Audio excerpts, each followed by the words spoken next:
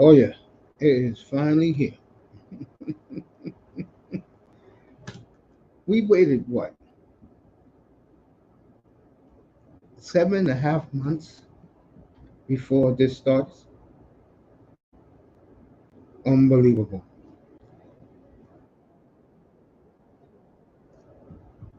Players are in pads. Good morning to Miss Molina. Wow, we are finally here. We're going to talk about Aaron Rodgers. We're going to talk about also. Good morning to everybody. We're going to talk about also. We're going to talk about the love and holding out. Cap for life. Good morning to him. Melina said good morning about almost an hour ago. I'm going to talk about the Jets this morning, about the impact that Aaron Rodgers is either going to make. The Jets are either going to do something finally or they're going to burn. It's going to be no in between with them. No in between whatsoever. Okay? No in between.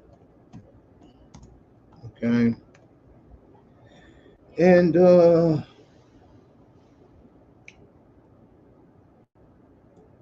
from feeling the temperature out in Jetland, the players are upbeat. Honestly, the players are upbeat. They do believe they're going to go places. In my opinion, it depends. If you could keep Rodgers up and the defense is doing what the defense is supposed to do, the Jets can make a run at a wild card spot. No question about it. They can do that. You know, when you look at the what the Jets got going for them,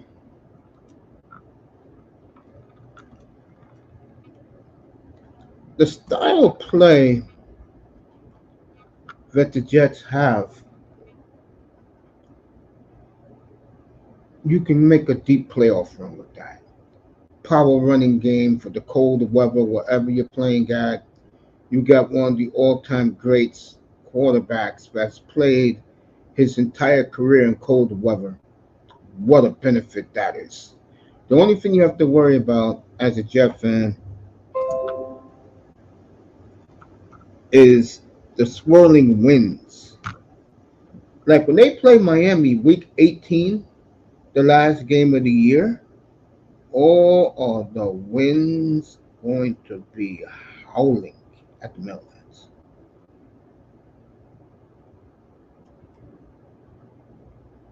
It is going to be howling at the Meadowlands.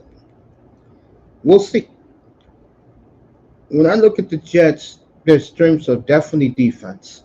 Uh, Front line, linebacker is good. Middle linebacker is very good. DBs are very good. They may even sign one of these veteran safeties that's still out there.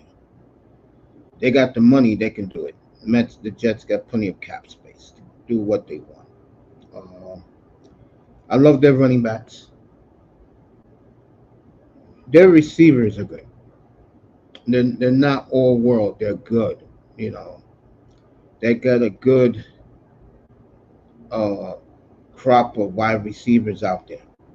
Give him that. If he's healthy, the quarterback is an all-time great. Here's where the problem comes on the entire roster. Offensive line is very mediocre at best.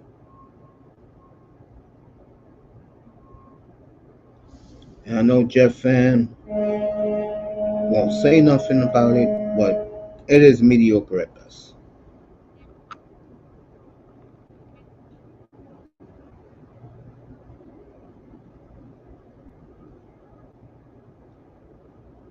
So if there is a worry for me as a Jeff fan,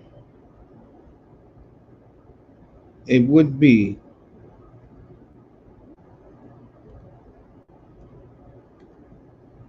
that my offensive line is very shaky. I mean, if you want, I'm gonna do Miami tomorrow night. I'm doing the Dolphins, 9:30 Eastern time. Talk about Chris Greer because the Dolphins scenario is simple. Okay, we don't even have to push the envelope with them. But the next point I'm gonna make is an honest point. In that division,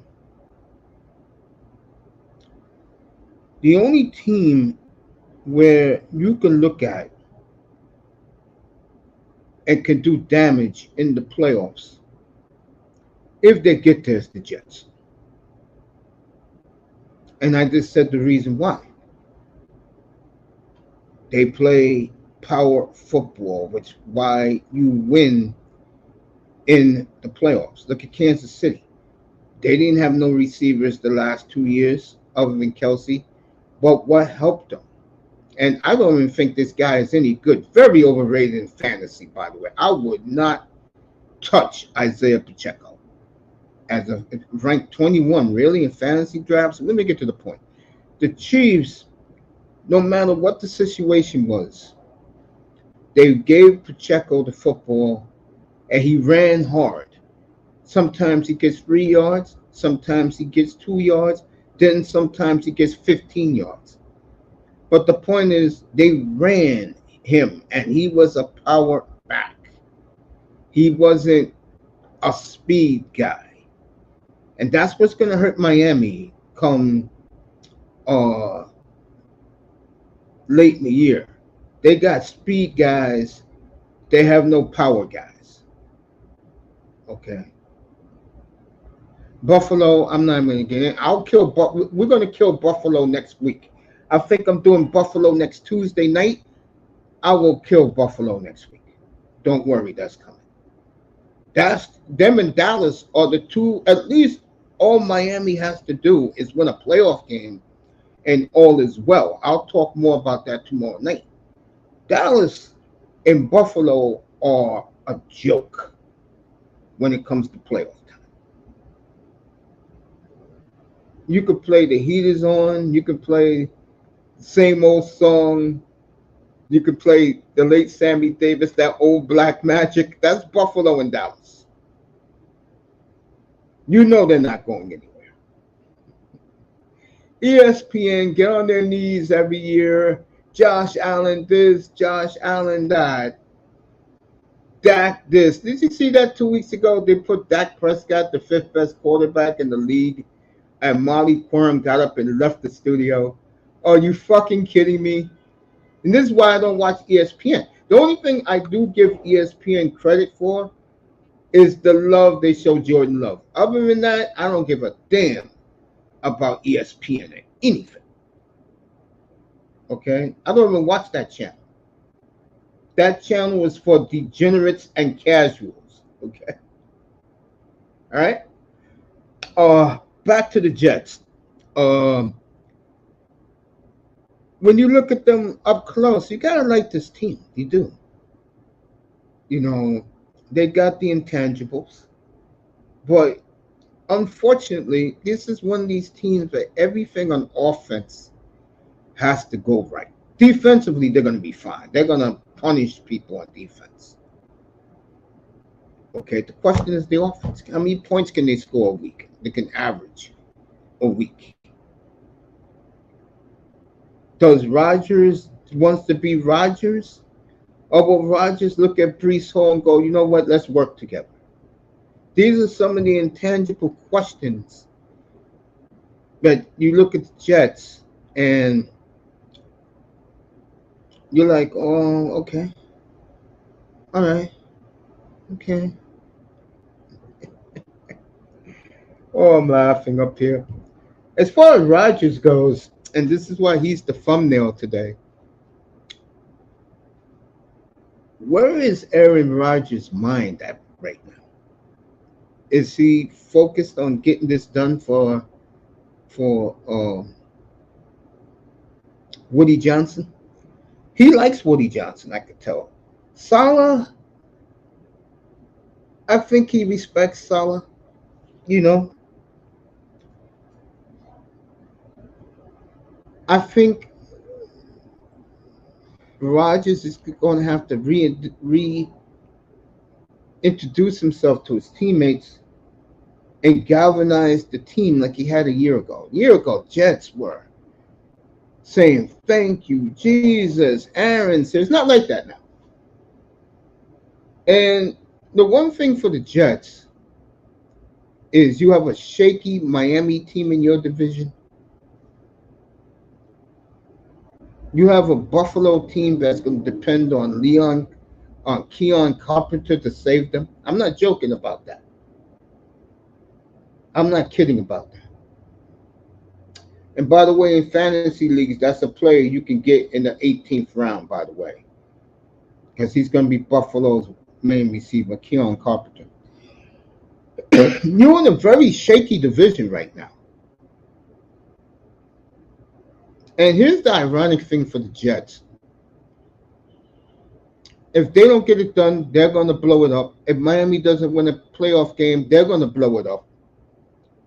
And I think if this doesn't work out in Buffalo already blew up. You just don't realize it. A lot of their defensive stars are gone. They got rid of Stephon Diggs. They got rid of Davis. They're going to rely on Keon Carpenter and Kincaid, which to me is not really saying much. They better be glad that no matter what you think of him, Josh Allen is there. Okay? All right? Jets have a golden opportunity to make these playoffs and do some damage because they got the perfect formula. Power running game and a championship defense. I give the Jets that. Only team in that division that has that. Buffalo don't have it. Miami damn sure don't have it. With their three finesse running backs, one of them is already a human injury to happen. Jets have that. Brees Hall got hurt. I will admit that 2 years ago, week 7. He got hurt. But I'm looking at the Jets right now, and they have a chance to do something nice for them, for that franchise. Steer it finally in the right direction. 7 of their first 11 games, their bye is week 12. 7 of their first 11 is on primetime television. Why do you think that is? It's not because it's the New York market. Let's do the AFC, shall we? Let's just do the marquee players. Josh Allen, they're tired of it. Tua's never done nothing. Russell Wilson, we're going to kill Russell on Thursday. He's already started the bullshit with Russ being Russ in Pittsburgh.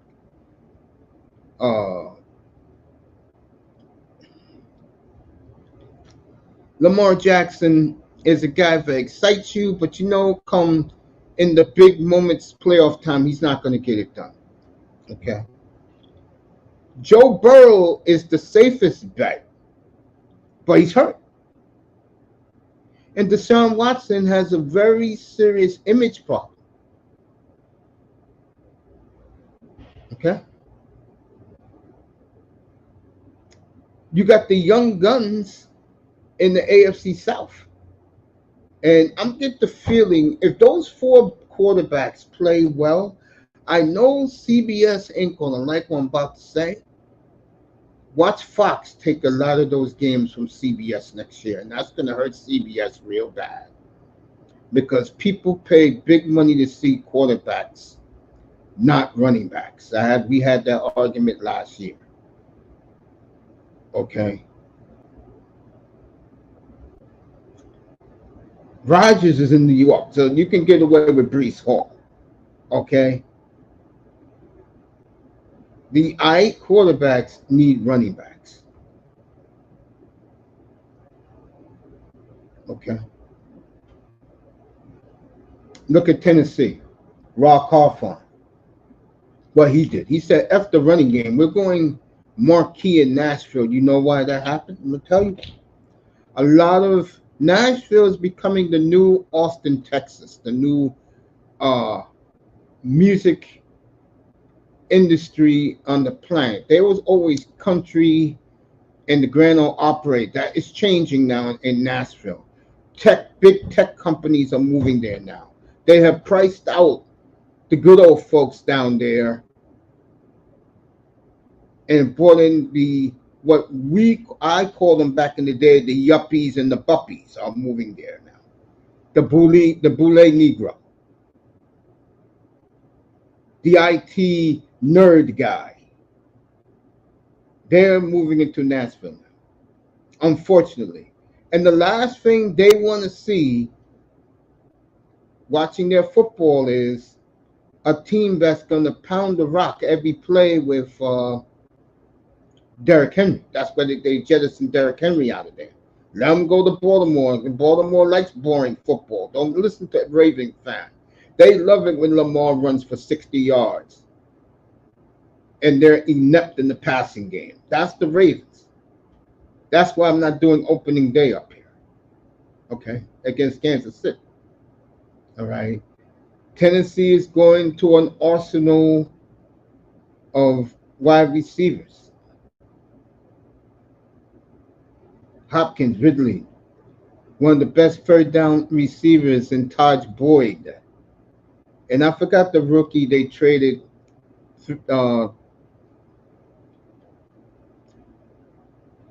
years ago for A.J. Brown. But he's coming into his own.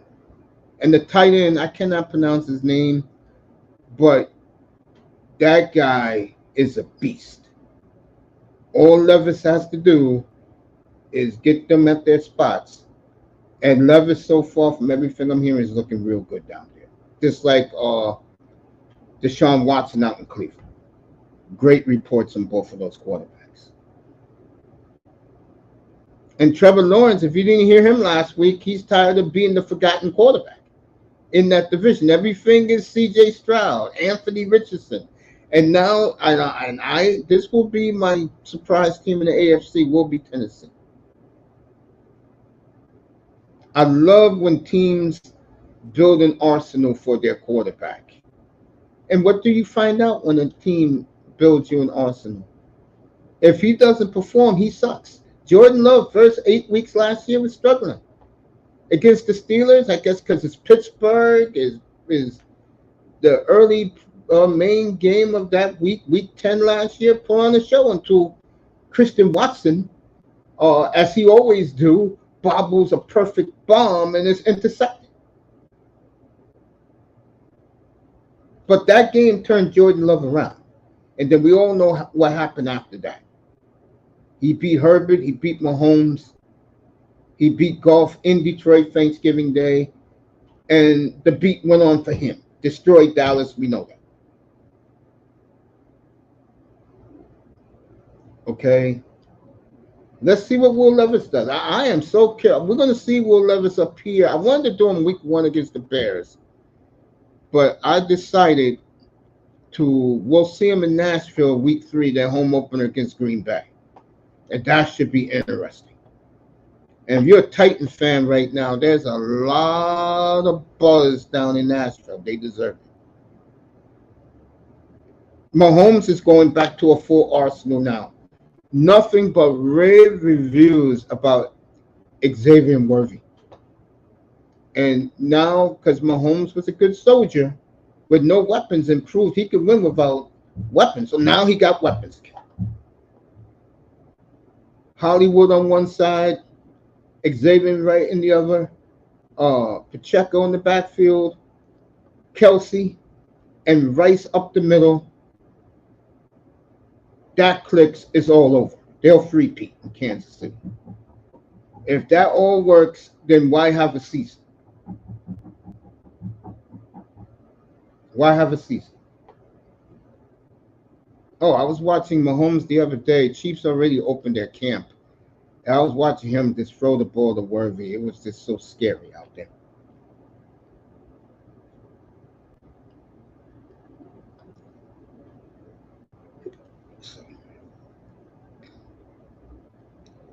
Yeah, Cap said today's gonna be very interesting. Why? Will the Dolphins give Tua his money today? And for you Dolphin fans out there, I was reading this at uh I guess it was like 11:30 last night when I woke up to get me a glass of water. When I'm not doing shows, folks, I read books and I go to sleep. That's what I do. I'm a boring man. But anyway, let me get to the point. Um,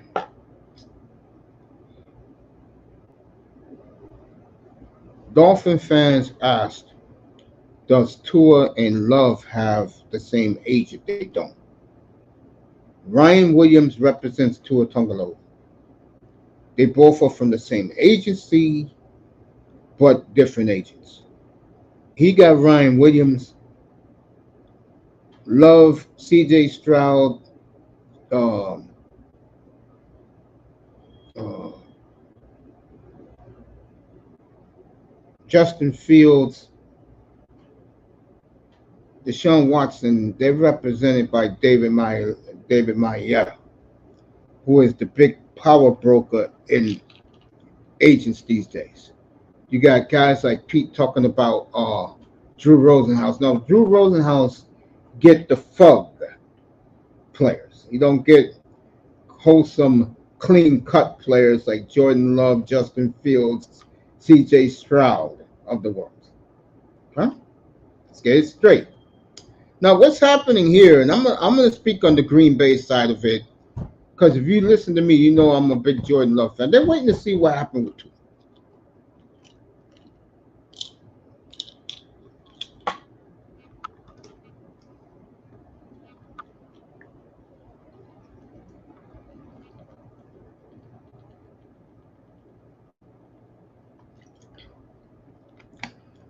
That's what's happening there. They're waiting to see what Tua gets, and then they'll operate from there. David Marietta and company. And we're going to talk about Tua tomorrow night because I'm doing the Dolphins tomorrow night. So,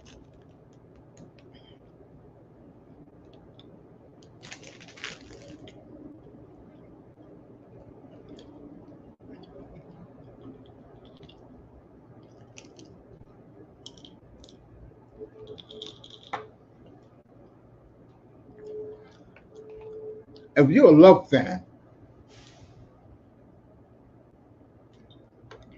you're not worried about anything.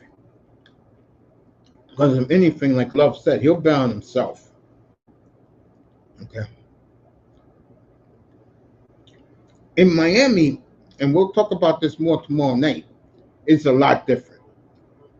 Because I've always said this, because remember, Dolphin fans are so, what's the word you want to use?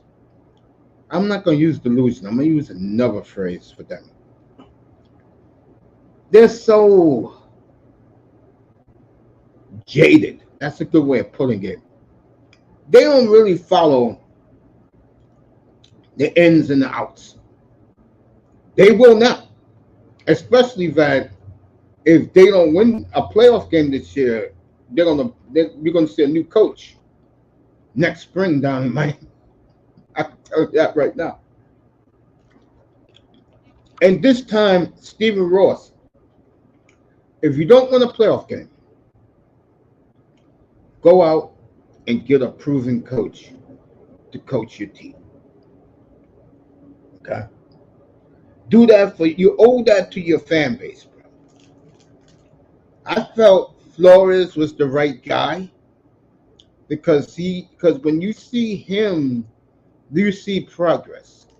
With the coach they have now, all you see is an offense that can work against bad teams and against real good teams. It goes kaput. December of 2022.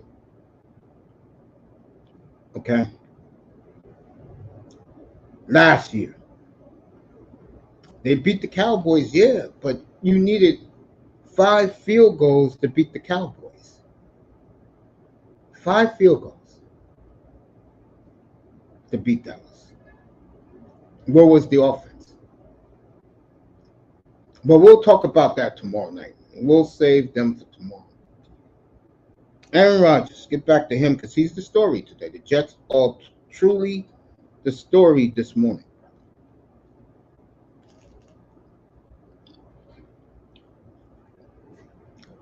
His new book comes out August 20th. The great Ian O'Connor wrote the book.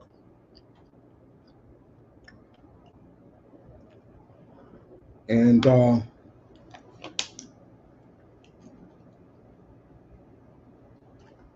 me and Ian's about the same age. I as a grown young man and a grown man, I always read his stuff. He's one of the best writers on earth.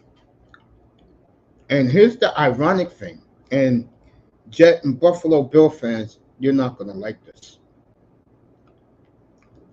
Every time he's written a book on a player or a coach, that team went on to have a big year. Krzyzewski's book, they won their last national title at Duke. Belichick's book, we all know what Russell Wilson did at the end of that Super Bowl. Derek Jeter got his 3,000th hit as a home run.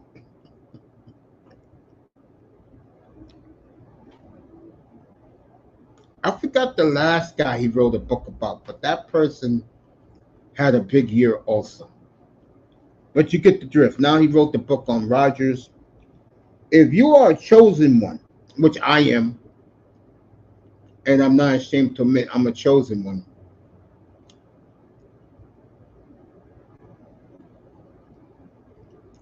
if you wonder what a chosen one is, that's a man that is about himself and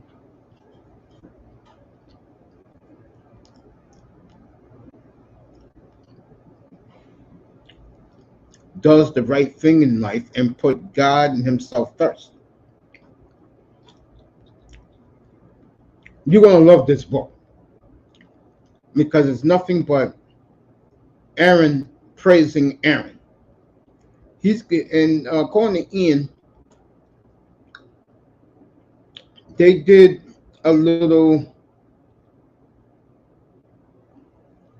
chapter of him reminiscing about how much he loves Lambeau, which he should do. You know, Packer fans are going to run and buy that book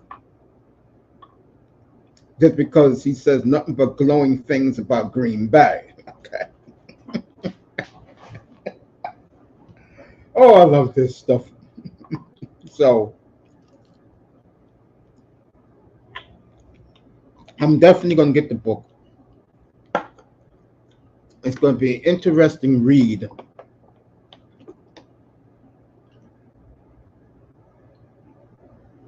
And it talks about Aaron Rodgers, the narcissist. Has a lot of that in the book. So August 20th, already pre-ordered my book already. And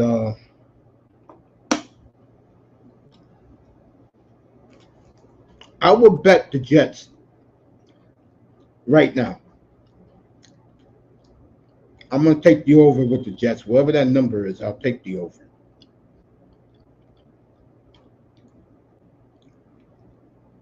I see the Jets as a type of team, folks. If they get into the playoffs, watch out. They can do a lot of damage. And remember, Rodgers has played his entire career in cold weather. That's going to be a plus. The Jets don't even have to win that gutless division to do damage in the AFC.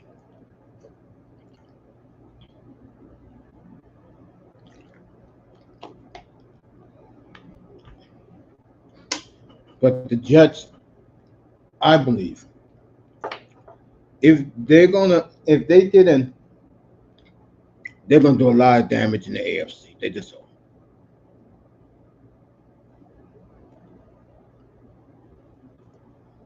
It's just all. Because they have the type of team with that quarterback that can punish you in the playoffs. The Jets are the only team, let me say this, that can, from the AFC East, that can match up with the teams in the AFC North. They can do it. You know me. I've already dismissed Buffalo. Miami, all they have to do is win a playoff game, and Miami will be just fine. Next year, next spring, we'll do a lot of Dolphins up here if they win a playoff game. We'll do a lot of Dolphins up here. They win that playoff game down in Miami, folks, and we'll talk about it tomorrow night. They win a playoff game, folks. Everything changes in Miami Gardens. Everything. That man will be so happy, the owner, Stephen Ross, to be alive to finally see them win a playoff game.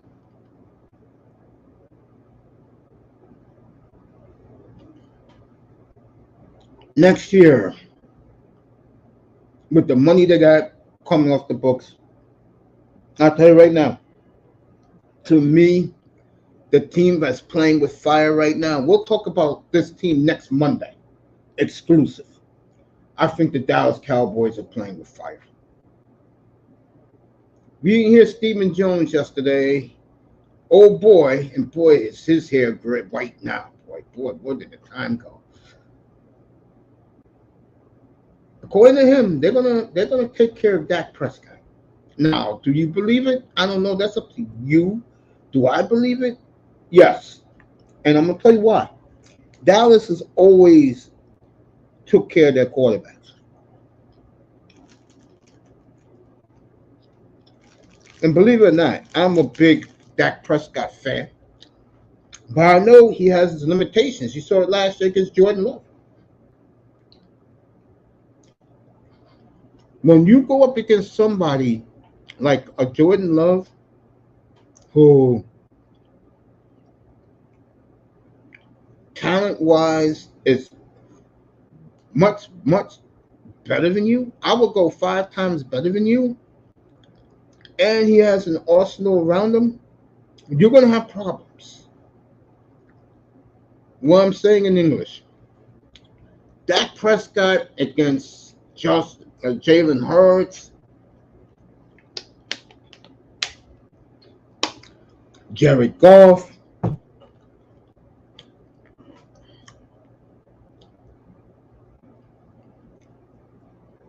Tua, he'll be fine. But when he's going up against Mahomes, Jordan Love,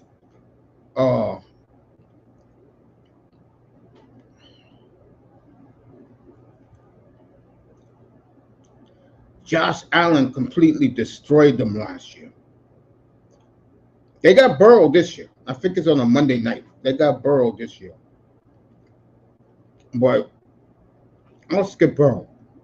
Josh Allen, Mahomes, Love, Stafford if they're healthy. Rodgers right now, healthy again. They're gonna run into he's gonna run into some problems. Why did I name those quarterbacks? Because they're much more gifted than him. Okay? Some quarterbacks are good at one thing. Other quarterbacks are good at another thing. But when you have the gift of the Lord with arm talent,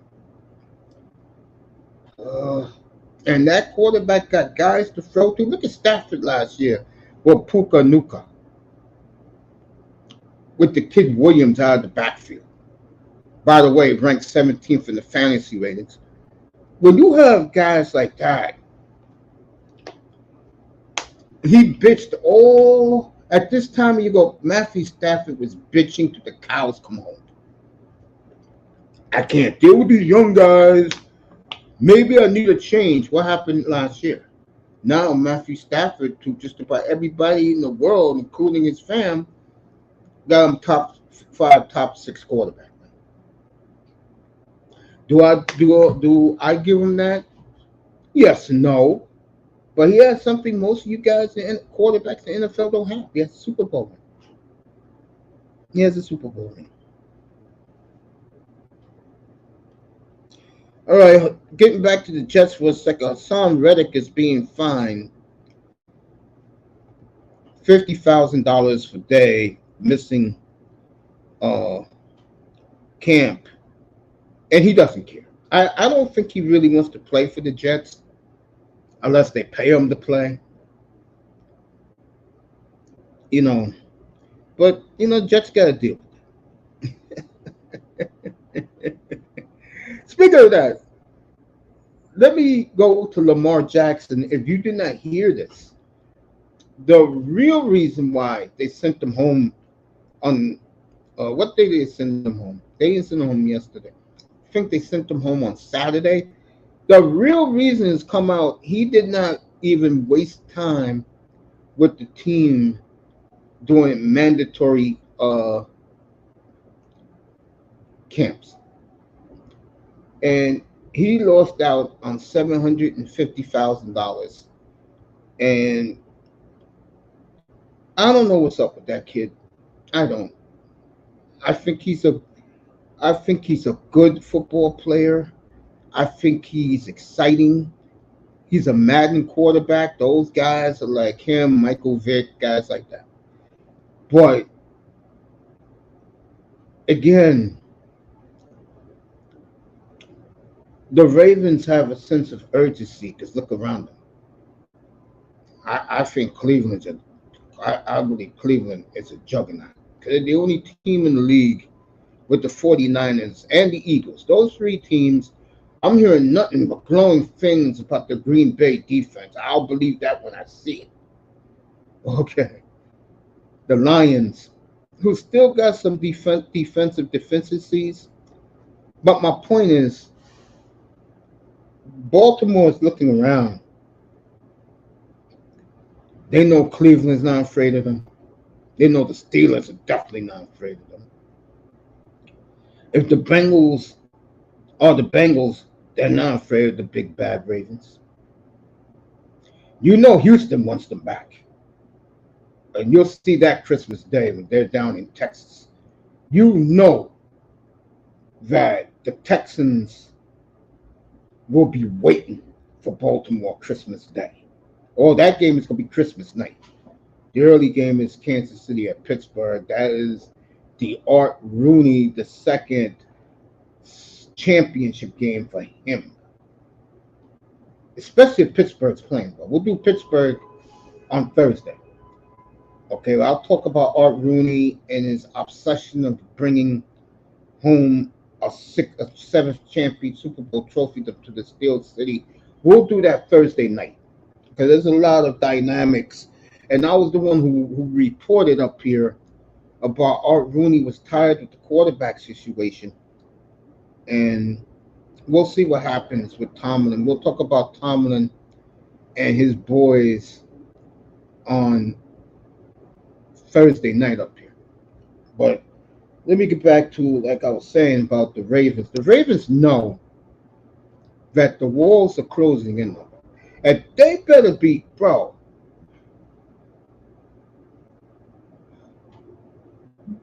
The Ravens better be glad that Buffalo is like it is.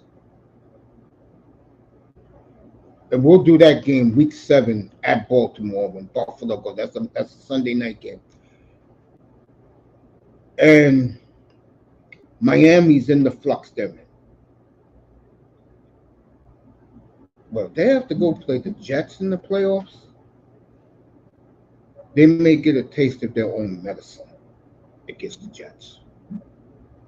So if you're you're Baltimore right now,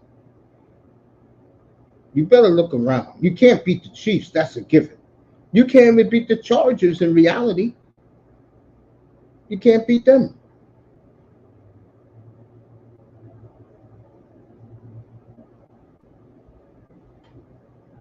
Isn't it something when two of the all-time great players who ever played the game wasn't free players? Because he went out a champion with that bad foot. When you lose Ogden, Ray Lewis, and Ed Reed, Ray Rice, who I'm hunting down right now as we speak, and I'm not joking about that. Even have to go to the high school he's coaching at, which is not too far from where I live, because I would really like to do an exclusive with Ray Rice. I'm working on that. Um, when you lose players like that, you lose a lot.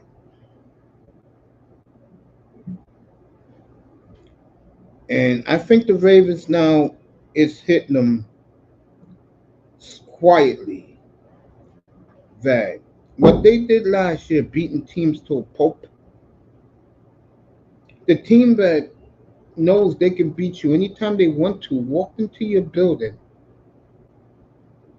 Now, granted, it was a 52-degree day in Baltimore. But Kansas City proved that they can win in cold weather. Minus 29 against Miami, 12 degrees in Orchard Park. And then they got a break weather-wise against the Ravens. And they went on to win their fourth Super Bowl as a franchise. So congratulations to Brent Veach, Andy Reid, and Clark Hunt. And Melissa Hunt, that's his sister. So, but the point I'm making is this. Teams have gotten better. Just look at the AFC South. They got the whole division got quarterbacks now. And if they all come through, they're going to join the NFC North and the AFC North when it comes to marquee next year. And trust me, CBS is going to lose those games. CBS is going to lose those games. Fox is going to gobble it up because Fox is about quarterback play. CBS is more about big market. And I wouldn't be surprised in the future that CBS gives up the AFC package. It wouldn't surprise me. Because when all you have is Kansas City, and you got a Miami that doesn't do anything, the Raiders are inept, and the Steelers right now are grasping for air as a franchise when it comes to winning again. What I mean by winning, going 13-4 and putting people out and being the big bad Steelers that they intimidate everybody. They still have their own defense. On offense, there is something seriously wrong there. But we'll talk about that more Thursday night when I do the Pittsburgh Steelers. I'm looking at the Jets right now. Reddick is holding out. I'll do Miami in a second about Tua's situation. Dolphins opened up camp this morning. Aaron Rodgers arrived to camp.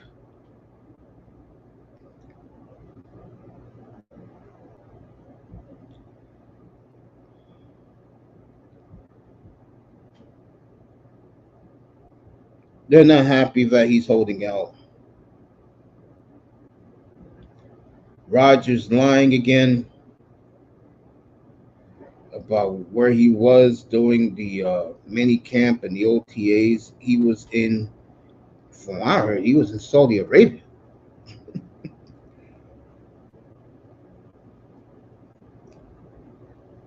So to me, there's a lot of optimism in Jets camp, and they should feel that way. I think the one franchise in that division is gloom and doom is Buffalo. I think Miami is not bad until the moment occurs. What do that mean? Example, that December 29th game on a Sunday night in Cleveland, right next to the lake. It's right next to, I mean, it's like 1,000 feet away from Lake Erie. And that's a stadium where the winds and the cold is in. If the Browns are good and both teams need that game, it's not going to be moved. And I get the feeling both teams are going to need that game.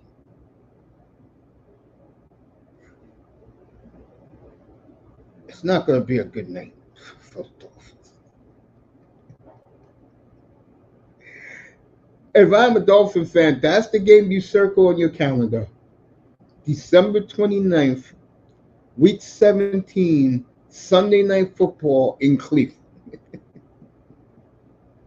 If Al Michaels was still doing Sunday Night Football, he would tell NBC there is no effing way you're going to get my ass to Cleveland on a Sunday night. God damn.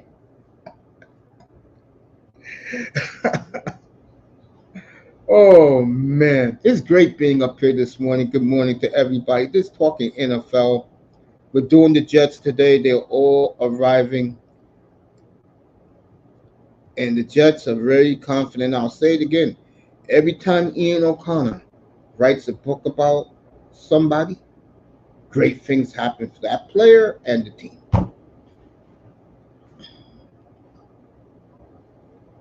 So, the Jets open up camp. I'm sorry, they opened up camp yesterday. Very, very optimistic for the Jets.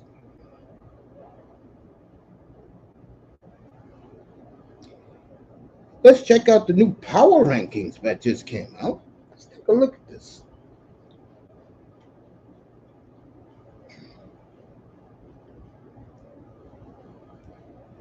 Okay. Let's do this. New England's the worst, no surprise. Gonna be a long year in Foxborough. Carolina's next, not surprised. These are the worst teams first. Giants, yeah. I think, and you heard it here first, they'll have Belichick signed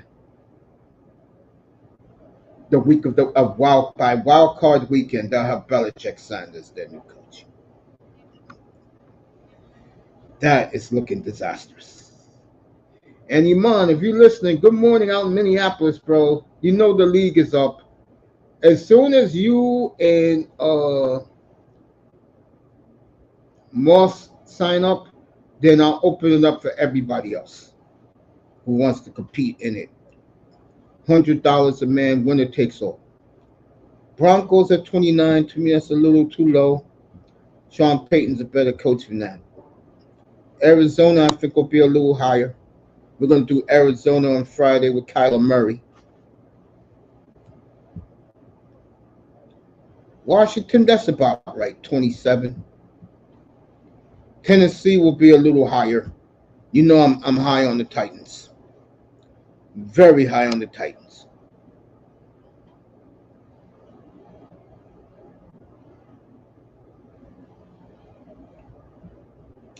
I'll be checking that game opening day in Soldiers Field. They'll be at the Bears opening day. Raiders at 25, maybe. I could see that. Or they could be a little higher. Vikings, okay, I'll leave them there for now because Sam Darnold's the quarterback.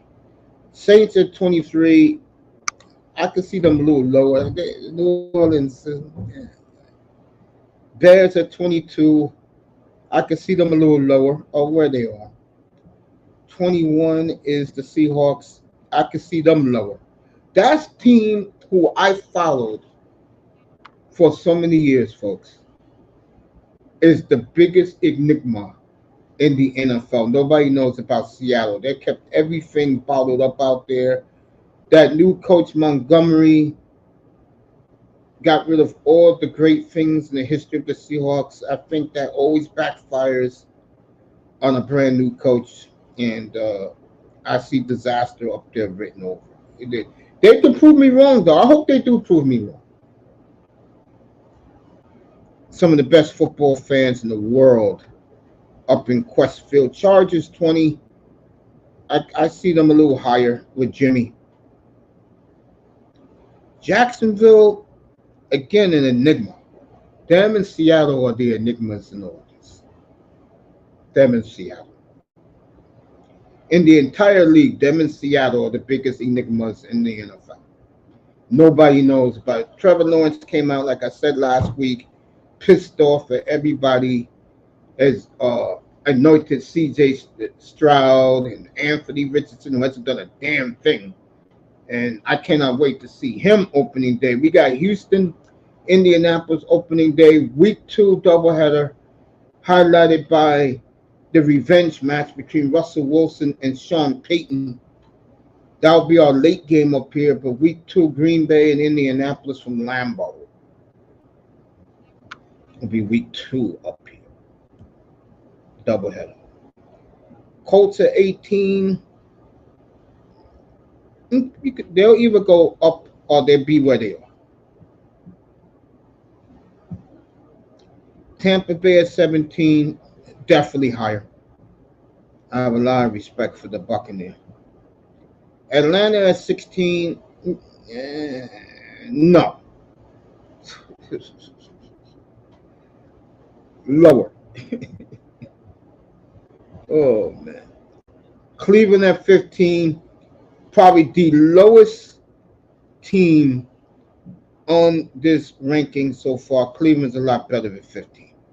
Matter of fact, I'll say it here right now. Cleveland's definitely a top 5-6 football team in the NFL right now. I don't know what these people are talking about. Jets are 14 there. That's fair. But if Rodgers comes to play, they are going to be hell to deal with. I'll tell you that right now. Especially come playoff time.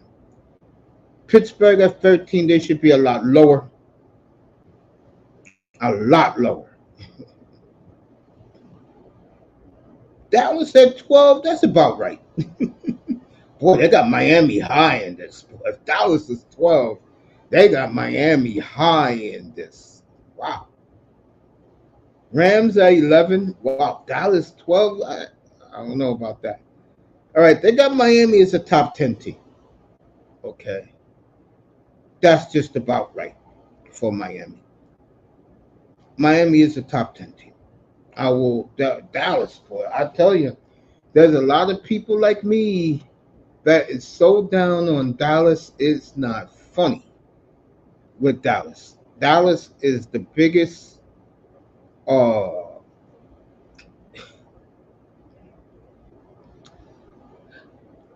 going to say this. I think it's best that Jerry Jones, if they don't go nowhere this year, I'm talking about getting bumped in the first round of the playoffs again, he should seriously thinking about giving the job to Steven, bro. Giving the team to Steven, because this man loves the limelight too fucking much, and I think that's what kills the Cowboys. ESPN rolls the red carpet that first take their black asses and Molly Quorum, and they run to Dallas to do shows there. Come on, man.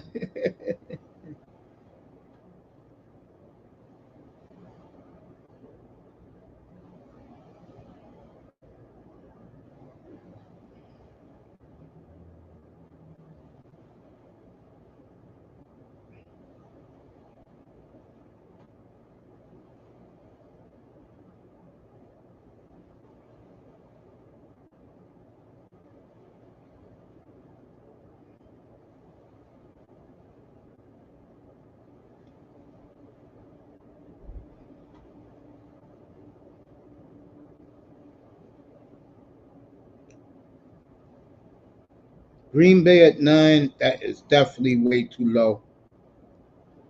I will switch Green Bay right now. Let me see who's the rest of us.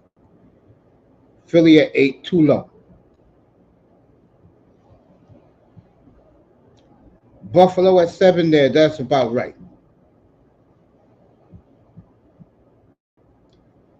All right, I would switch. I will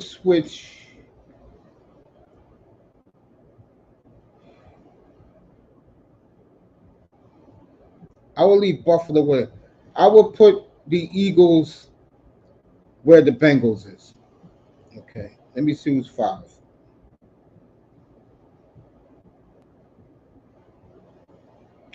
All right, there you go. I will drop the Ravens I will put Dallas in the top 10. Put the Ravens at 12. Put the Eagles where the Ravens are, which is 5, and put Green Bay where Cincinnati is at 6. Those will be the two major changes I would make. I will definitely put Dallas in the top 10, but low top 10. Like Dallas is like 9. You know, Ravens, I think, bro, tired of this shit.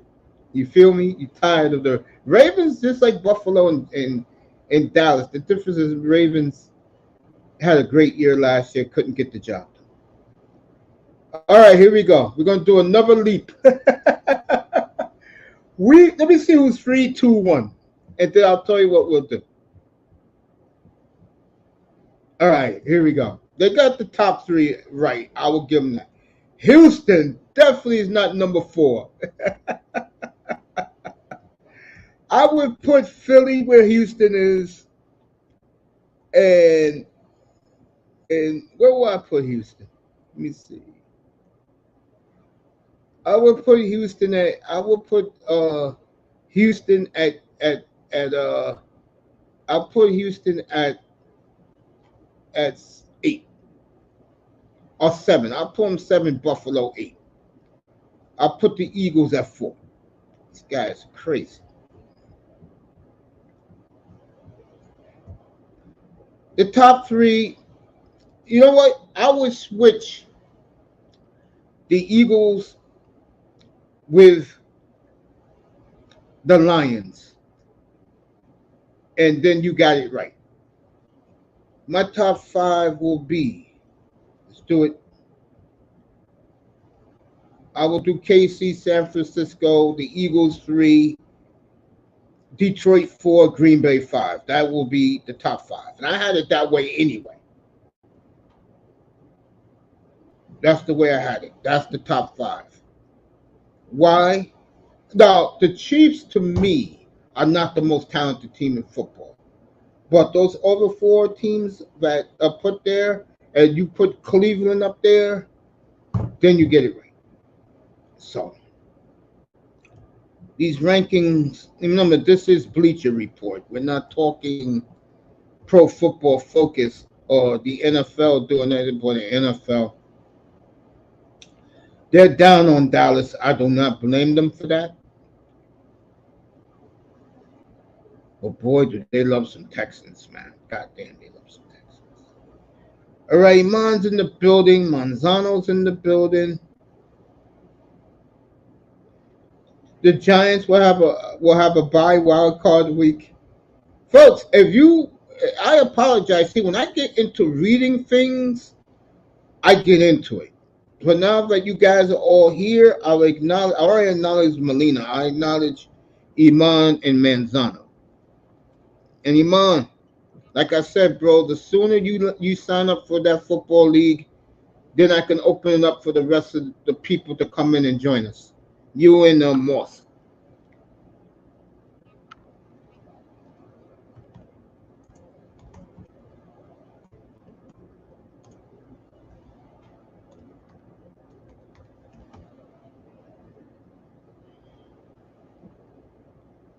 So I'm gonna start reading your comments now. Manzano said, I think the reason why people are so down on the Eagles is because they're losing faith in Nicky Boy. Yeah, I would agree with that.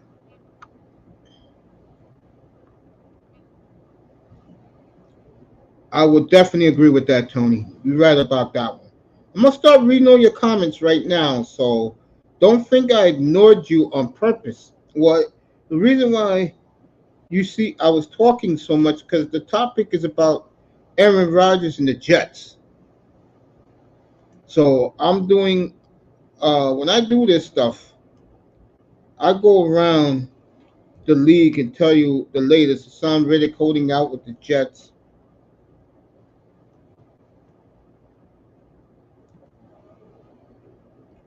Iman Perry in the building, everybody.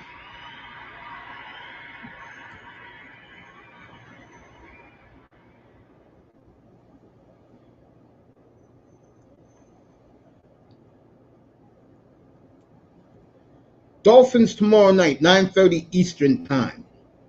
Because I want to get Mr. Miami up here after watching his professional wrestling. Yeah, you're right, Tony. That's why they're down, the Eagles. The Chargers, should they be ranked higher? Yeah, I agree with that, Tony.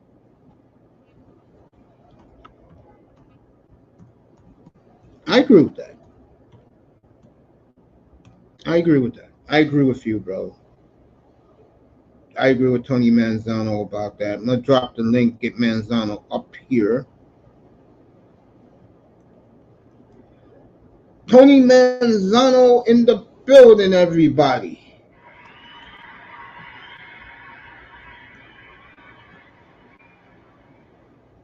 And drop this link. So, you guys hear me do the talking, folks. I'm going through the stories, the headlines, let you guys know what's happening around the league. So I dropped the link. Dolphins tomorrow night, everybody. Pittsburgh Thursday night. Kyler Murray, exactly 72 hours from now, which is Friday morning. We'll do Kyler Murray on Friday. Cannot wait to talk about young Kyler. I think if you're a fantasy football player, he's the sleeper in fantasy football.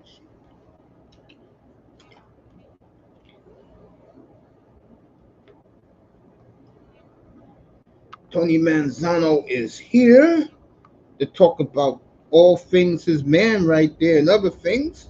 What's up, Tony? Good morning to you. Well, you know I'm in a good mood. I'm talking like this. Yeah. Hey, Uncle, it's crazy. As baseball fans, we lost two of the greatest in their positions the past month in Orlando Cepeda and Willie Mays. What are your thoughts? Switching the topic, okay.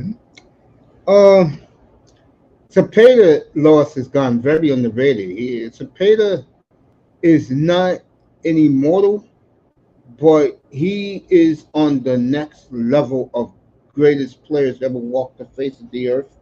A horrible loss for baseball. We're losing our legends left and right. Mays, watch tomorrow night. Bob Costas is doing. He's gonna do Mays and Aaron on MLB tomorrow night, 8:30 Eastern time. Even I'm gonna be up here. I'm gonna be up here tomorrow night. Yeah, I'm doing the Dolphins, I but I can't have to believe I'm watch. saying this. I can't believe I'm saying this. I think the reason why Cepeda doesn't get enough respect is because old school baseball fans can be very, very racist. I think he gets his due, but the problem is today's media don't really know who he is like that, and that's crazy. Did you see him in his prime? No, I Or never saw Cepeda play. I was too young. or Willie? I saw Willie at the end when Oh. he was just an old guy out there. When he was old. I seen him play one time live. First baseball game I ever went to at Shea Stadium. He was on the Mets, and he had a home run dead center field. I remember that like it happened 10 minutes ago. Well, I think baseball though, again, um, I think there are crossroads, and I think one of the main reasons is the old fan is dying out. And this is what happens when you don't like casuals in your sport. And it's Is a it generational, like, that? I think Tony lost his signal for a quick second. can you hear me? Can you hear me? Now I hear you, yeah. Yeah, what I was gonna say is, in general, I think sports like baseball and hockey are a sport that's handed down generation by generation, and it's so closed off.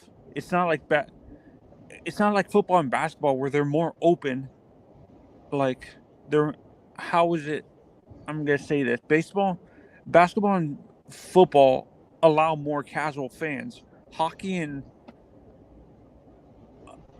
and baseball are more insular. Do you agree? Like In your sport, in your other sport too, uh, FIFA soccer is the same way. They, yeah, if you don't know what these teams are, they don't want you around. yeah. No, that's what I'm saying. Those three sports are gonna.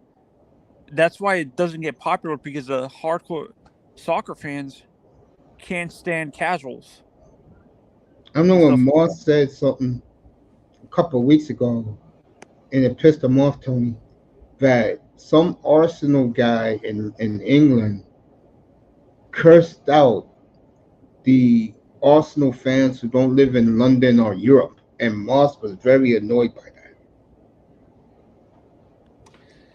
You know, and you're right. The only I keep saying this: soccer is going to be the number one sport in the world in the next 15 years. They will be the number one marquee sport in the world. So people in America, brace yourself. No, that's what I'm gonna ask. Do you think of it? Do you think? And I can't remember where I read this article. Apparently, the athletes from baseball and basketball are are thinking of going over to soccer. Yeah, because they know, and I said this 3 years ago, and I got laughed at. The NBA is beginning to close their walls on the Black American player. That's why they're going Euro next year. 7 of the 30 draft picks in the first round are going to be white American, led by Cooper Flag. It's the and now NBA is in Africa. It's the beginning of the end of the Black American athlete. But in baseball, it's coming back. You think so? Oh, I know so. All these young African American baseball players being drafted in the first round, yeah, it's And coming back for baseball. there's a young star. Um, I wouldn't consider him a superstar, but he's a good good player and a star player. A guy like Josh Chisholm. Nah, he's Caribbean. I'm talking about American. I can't know who no, my mistake. Scooble, the pitcher for Detroit, Detroit. he's a white guy. No, Tariq Scooble is black. Is he really? Yeah, he's I didn't African know that. American. I didn't know that. Uh, I know that uh the last few years, you know what's working for the black ball player? RBI baseball is working now. And they're beginning to get high draft picks from the RBI system. oh, And the homer hurt the black American players. You think? what hurt the black American player? You think the home run hurt the development of black No, American not at players? all. I've said this many times. What hurt the black ball player is the money's not there. Right away. You gotta wait 7 years to get the big bucks. No baby mama is gonna put her son through that. No. Unless you're a superstar like a Bryce Harper or someone who Yeah. can become Yeah, a who teenage phenom. like this kid Hunter Green. I saw him this morning totally shut down the Braves. You know, a kid like him, if he continues to pitch well like he's had this year, he's going to help baseball a lot. I think baseball imams NFL in Africa. That's true. NFL is next after the NBA. Okay. But Um. getting back to what you were saying, yeah, um, I Oh, think in the chat, I said something that shocked. Uh, back to football. Did you see? Apparently, before they hired Nick Sirianni, the Eagles were trying to get Belichick. I think what's happening there is If the Eagles don't get back to the Super Bowl, Dallas doesn't get to a championship game, and the Giants are as bad as most of us think they are, but I think the Giants will get Belichick. I do. Yeah, no, but what surprised, like, this is before they hired him the first time around. They were looking at Belichick if he decided to leave, which to me that makes no sense because Belichick doesn't really fit that fan base. Oh yes, he does. I think the fan base he doesn't fit is Dallas. I don't think he fits Dallas. Give me a quick second. 1 second.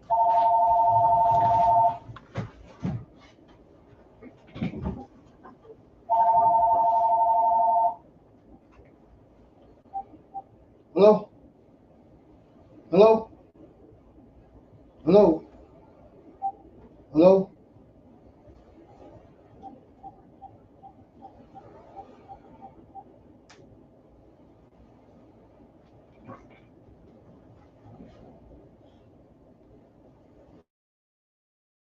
Yeah. I don't think he fits Dallas at all. Oh, Manzano, I don't.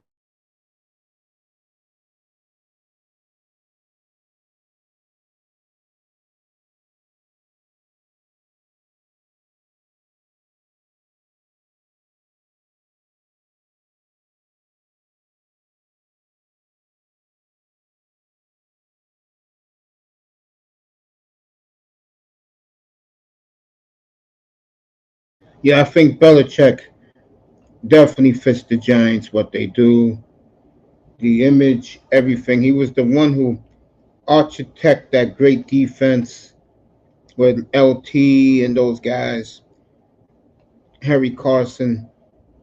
I think I see Belichick with the Giants next year. Definitely see Belichick back home where he belongs. And Belichick likes the Northeast. He does. I wonder who's the coaches who are available.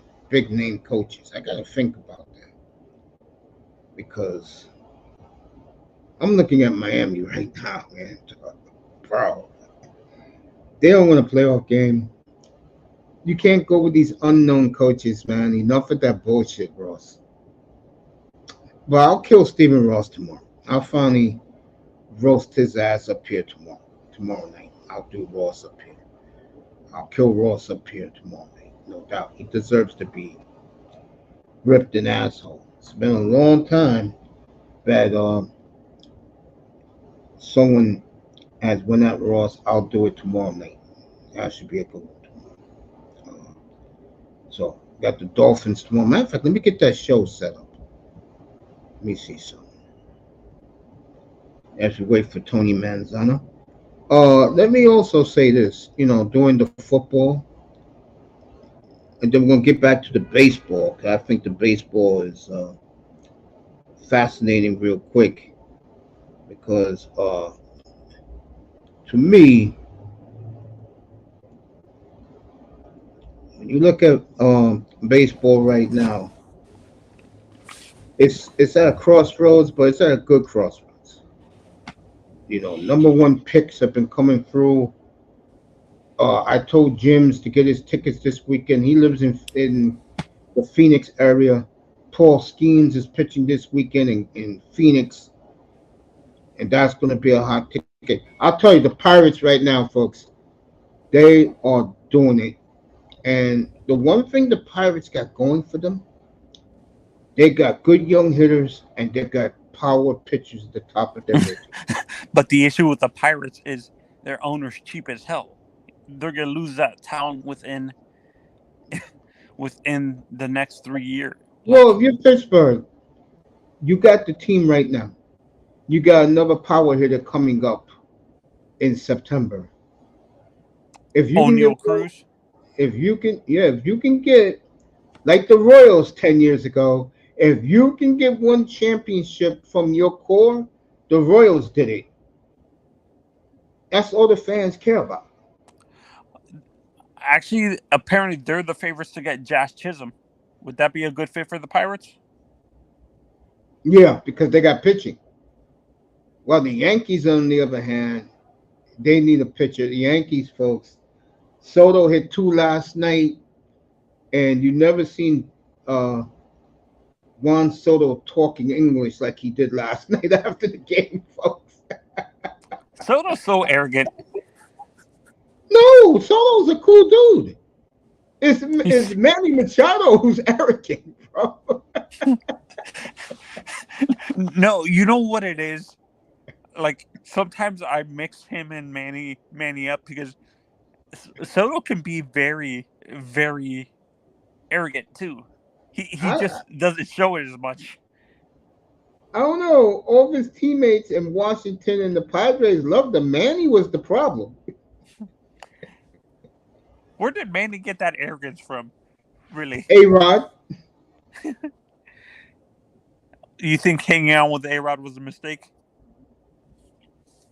I think Buck Showalter showing him also how to be arrogant hurt him. Yeah, I do. Buck Showalter hurt him a lot. Buck, see, this is weird. Was Buck arrogant all the time? Yes. Why do you think George Steinbrenner fired him? I thought they just hated each other. No, Steinbrenner just didn't like him. He didn't know him because he was suspended from baseball when the Yankees put it together in the 90s. He wasn't in baseball. Why did he get suspended? Because he was hanging out with a known con man named Howard Spira. Oh, the guy who hung around with Mr. The guy who robbed the retirements down in Florida? No. That's the Mets. That's the Mets. No. And to me, this is a question I was going to ask you. Do you think, you know how it's you're noticing it with basketball where it's going to be European or white players or African players? Yeah. The next 20 years, do you think that's going to happen with baseball once the No, draft it's goes going to happen. international? It's going to happen to football. It's definitely going to happen to the NFL. Why? Because just look at the players with personality. A lot of white folks in America don't like that, and they're athletes. They want them to be more conservative. Yes. That's why football people love Jordan Love more than they do C.J. Stroud. Because C.J. Stroud, every time you look up, he's doing something celebrity-like. Jordan Love. CJ has that. See, CJ to me has that arrogant, Dan Marino type arrogance. He knows he's good. I don't think so. I think C.J. Stroud's problem is he likes the limelight. While Jordan Love, on the other hand, he's doing things like a foundation. He bought his fiancée a mansion, bought her a $2 million engagement ring. And he's now focusing, even though he's holding out. He's only holding out. Let me get to this because these Dolphin fans are acting so stupid. Here's the bottom line, Dolphin fan. When Tua signs, Love signs. Tua don't sign, Love already said he'll play out the season. He'll bet on himself. Yeah. And that's the difference between the two quarterbacks right there. Love knows he's great. Okay, he'll tell you. Now, Love is arrogant, by the way. He'll tell you how great he is. First of all, let's be honest. Who did he learn that from? Aaron Rodgers. And Aaron learned it from Brett Favre. Yeah. And why do you think he's sitting out right now, folks? and to be honest, like let's be honest. Is there, in your honest opinion as a sports fan with an athlete, is there a difference between arrogance and confidence? Or do you think there's a gray area? There's a gray area. Because would you say C.J. Stroud is confident? No. That's what I was going to ask with Marino. Was it arrogance or confidence with him, or a mixture of both? Arrogance. Brett Favre. Arrogance. Brady. Both. Manning. Both.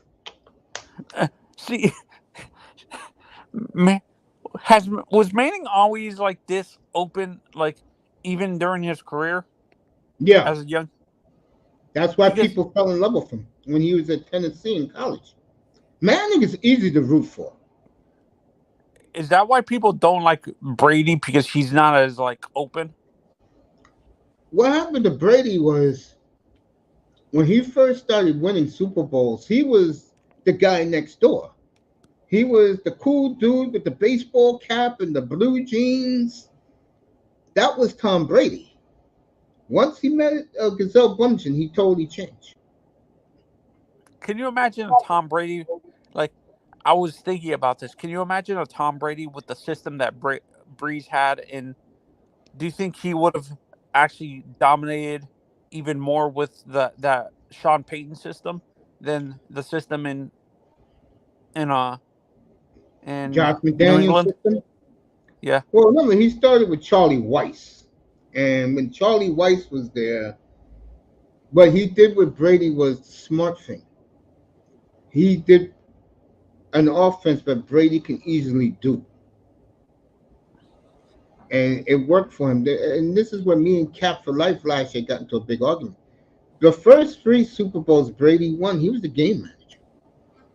He Yeah, wasn't he was throwing all the touchdowns. those defenses won. Yeah, and Corey Dillon. Speaking of Corey That's a Dillon, guy I feel bad for. Like Corey is forgotten. So why? because of his attitude, his ways. Well, speaking of Corey Dillon, it's about damn time. The Bengals are going to put him in their Hall of Fame and Ring of Honor this year. So congratulations, Corey Dillon. Was Corey Dillon? Was Corey Dillon in the same era of the Bengals with like the penitentiary team? He got traded to New England. That was about to begin, but they got rid of Corey Dillon first. Corey was too toned. Corey was your typical brother. He didn't take shit from nobody. Why did it? That's what I've always wondered. Why did they call that team a penitentiary team? Back in the mid to late 2000s, Yeah, look at the players they had. Ocho. Pac-Man Jones, the late Chris Henry, and the way he died was tragic. I'm not laughing at him dying, folks. I'm laughing sarcastically. God bless his soul. This goes to show you. Was he underrated?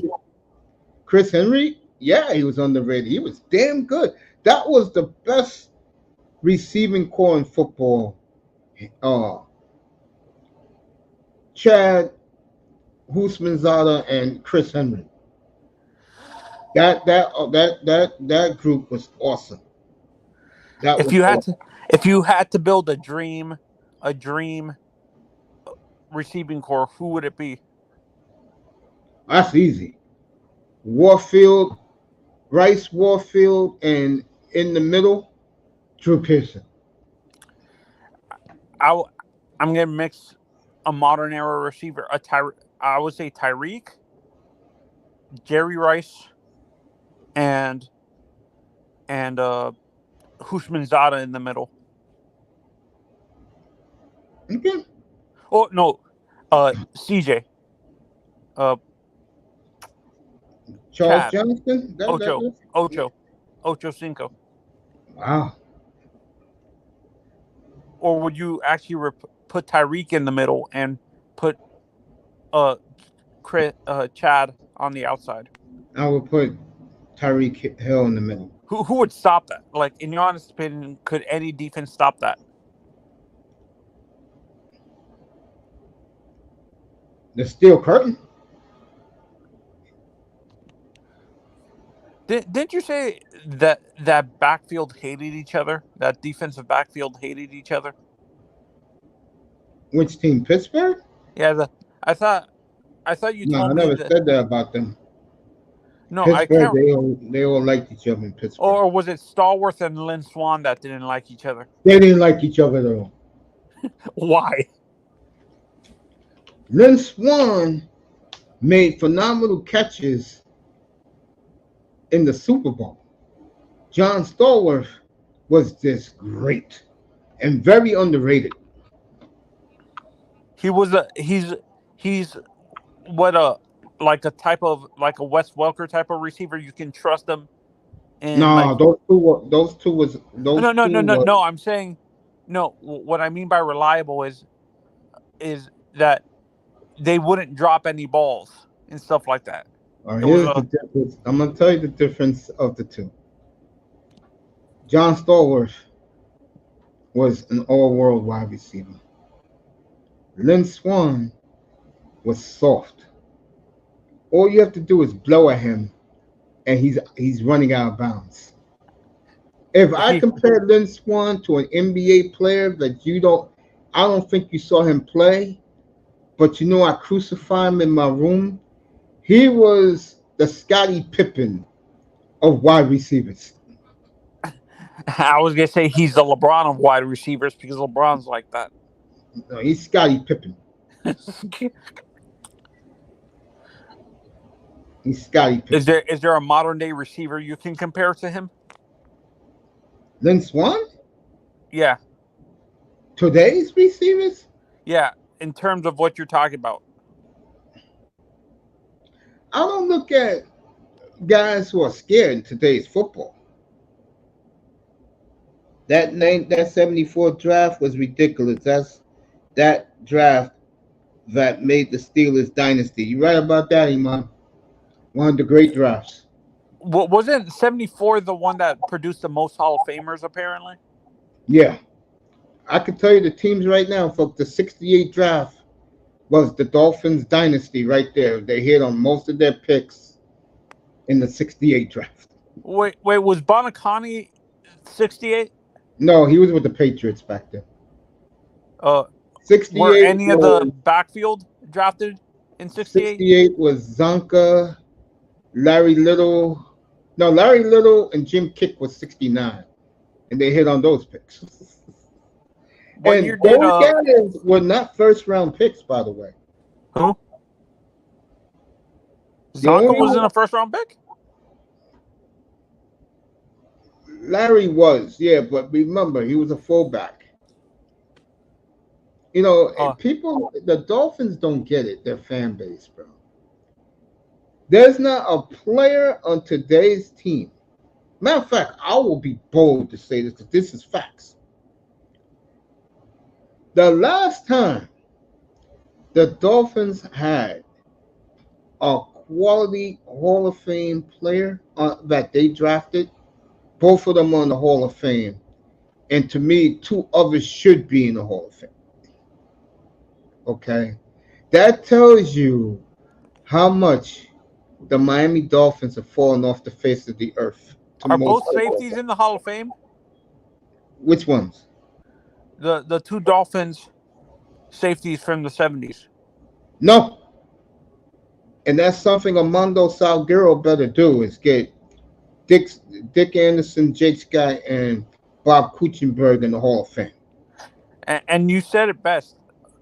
I think you told me that Jake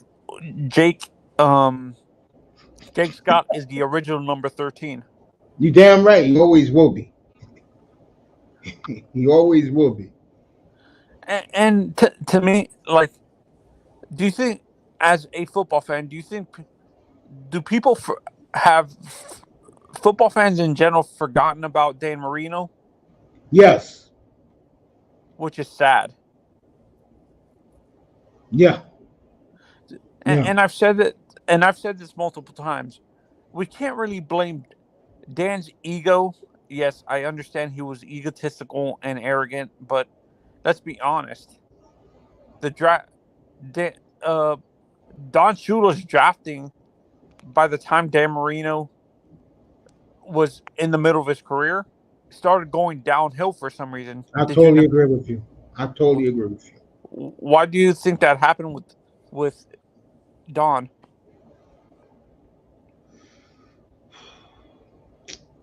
I just think there was too much infighting, and Joe Robbie was sick. I think that had a lot to do with it. I think the Dolphins again. And When did Huizenga take over the team? and that was a disaster. And that's the reason why you have the team you do now. Because Huizenga was very racist. He couldn't stand Miami Hurricane players. Yeah, he was from the Midwest, I think. Yeah, Big O told me that. Shout out to Big O, by the way. Big O told me that when I used to Yeah, be with him every day. yeah, no, and they said the team would have been in a better place if the Thomas family were able to buy the team after the Gleason and the Jackie Gleason and Danny Thomas's families. The franchise would have been in a better place instead of Huizenga buying the team. Well, remember something. Danny Thomas and Jackie Gleason was dead by the time Huizenga bought the team. No, that's what I'm saying. Most old school reporters for the Dolphins say that uh, Joe Robbie should have handed the rest of his stakes to Gleason and Danny I'm going to tell Thomas. you where the Dolphins lost the ball. They had a three-headed monster running that team. They had Joe Thomas, who once he left the Dolphins, they got rid of him. He won 4 Super Bowls in San Francisco. They got George Young left, who drafted the Killer Bees 77 draft. And he went on to win 2 Super Bowls with the Giants. That's 6 Super Bowls combined, okay? And then a young surfer boy named Bobby Buffett, Joe Robbie ran off and won 3 Super Bowls with the Redskins. Manzano, 9 Super Bowls from 1981 to 1991 was won by those 3 men on different teams. Yeah, no, Think about that. that's what I was gonna ask. Do you think if they hadn't left and stuff like that, instead of the 49ers dominating the 80s, it would have been the Dolphins basically. Yeah, they was on the precipice. They got lucky with Dan Marino. They drafted him at the bottom of the draft. But Kept, and what there's a lot of conspiracy theories. There's a lot. You brought up that draft. There's a lot of conspiracy theories about that. That apparently the Dolphins purposely let out that so Dan can fall to them. That he had drug issues at Pittsburgh, which I it wasn't true, but I'll throw in one more. The reason why, and this is racial, what I'm about to say, Marino dropped is where he went to school. Pittsburgh. Yes. Like the Miami Hurricanes, the Pitt Panthers, the college football traditionalists wasn't used to the Pitt Panthers being so good. And in the big bowl games, I hate to say it, but you can argue Marino's best games of his life was the biggest bowl games, the Sugar Bowl, the Cotton Bowl. Is that guy the coach who coached Dan? Is he in the Hall of Fame? Jackie Sherrill? I don't know if he's in the College Football Hall of Fame. I don't know. I know Vic Fangio's not. Was it Vic on that team Who? as a coach? Which guy? You said Fangio? Yeah, that was his name. Yeah. No, not Fangio. Fazio. Oh, I thought you said Fangio for some reason. I made a mistake. Yeah. Pittsburgh, ever since that happened, let me put it this way. When John Jimmy left the Pitt Panthers, when he graduated, that school went down. Oh, can Jimmy? Yeah. Because Jimmy is famous for one thing. He was the first quarterback in college football will have his jersey cut off. Yeah, that's why him and Marino's tight. He followed Marino after Marino went to the NFL. He was the next quarterback up. Yeah, John Jimmy. Yeah. The same Jimmy that works for the Dolphins. Yeah, him.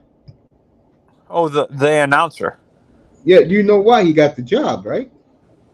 Marino. Exactly. Italians stick together. Are you a big fan of Bo Camper? Yes. But you know why I'm never gonna forgive Kimbo Camper? Dropped the interception. Yep, in the Super Bowl. If he were caught and hold on to that interception, no one was near him. All he had to do was run 9 yards. They win the Super Bowl. And Marino would have had a Super Bowl. No, Marino wasn't there yet. That was the Killer Bees Super Bowl. That wasn't Marino. That was Don. Who was the quarterback? Was it Strock or David Woodley? David Woodley. Yeah. That's the Super Bowl they gave away. As a football fan, like when you look at a guy like they're talking about, people are saying that I can't believe I'm gonna defend Pete on this, but I see what he's saying when he says that we were talking about Patrick Mahomes, and he was saying that Patrick is not as great as people make him out to be. It's just the system makes him really good. This is why I don't have Pete up here. It was the same Pete who said, and you agree with him, that the Dolphins was going to trade 5 number ones for Justin Herbert. And when he said that, I admit I was wrong. It was the same Pete who said that same minute that all the Dolphins was at the Michigan camp looking at J.J. McCarthy and they was going to trade up to get him. Did that happen? Nope. That's why Pete's a goddamn fool. And that's why I don't pay Pete no attention. Brady had a system. Yeah, Mahomes don't. Well, let me just set the record straight. Pete, if you're listening, if Mahomes had a system, how come he won the last 2 Super Bowls with no talent at wide receiver? Can you answer that, please? Yeah, no, and I'm saying this is apparently Kansas City, because of the issues Ayuk is having with San Francisco. Apparently, Kansas City is looking to trade for Ayuk. The 49ers will never trade with the Chiefs. You could forget that. The 49ers will never trade with the Chiefs. They would rather trade in division than trade him to the Chiefs. There's 2 teams the 49ers would never trade with. The Chiefs and the Rams. And we were talking about quarterbacks actually too, and someone on the panel that we were on said Lamar Jackson is basically this generation's Michael Vick. The difference Would you agree with that comparison? No, the difference between Michael Vick and Lamar Jackson. Lamar Jackson is not as erratic as a passer. Another reason why the Chiefs beat them last year in the championship game. In Baltimore, I might add. No, I'm talking about the excitement. No. Michael was more consistent as a passer, you think? Hell yes. I know Lamar Jackson is no great passer. No, but a lot of people said Michael didn't become more consistent until he went to Philly. Which is true, but he did it. He worked hard. Lamar Jackson, there's a reason why, and I said this at the beginning of today's platform. There's a reason why the Ravens sent him home over the weekend. He wasn't sick. He was sent home because he skipped minicamp and OTAs. So you agree with me, Uncle, that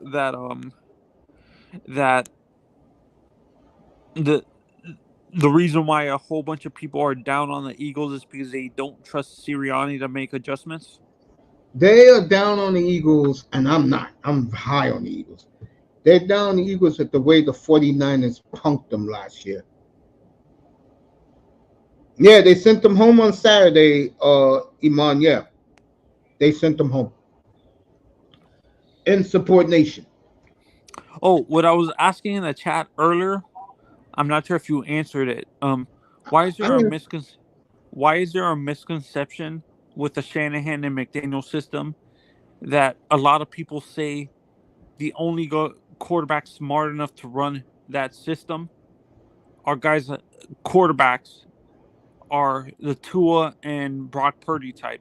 all right, let me answer that very easily. Okay. Matthew Stafford's in the same system with Sean McVay. How did that work out? Won a Jordan Super Bowl. Love is with Matt LaFleur. How did that work out? Good. And You Dolphins fans, can you stop it with your quarterback, please? He's mediocre. no, this is not only Dolphins fans that are saying this. There's certain fans, 49ers fans saying this too. Yeah, what have the 49ers won? And people forget also, CJ Stroud runs the same system. Yeah, and look who's get up the you just named 4 teams, right? Yeah. Which Texans. which coach gets the most respect? Which quarterback right now is getting the most respect? Patrick. Mahomes don't run that system. What quarterback of the Shanahan tree of coaches, which quarterback gets the most respect? Matt Stafford? CJ Stroud. CJ. What did that tell you? Because he has more, his skill set is more overall. No. What has Tua done in his career? Nothing. You just answered your own question. Yeah, no, and this is where I can't stand people. I've said this multiple times.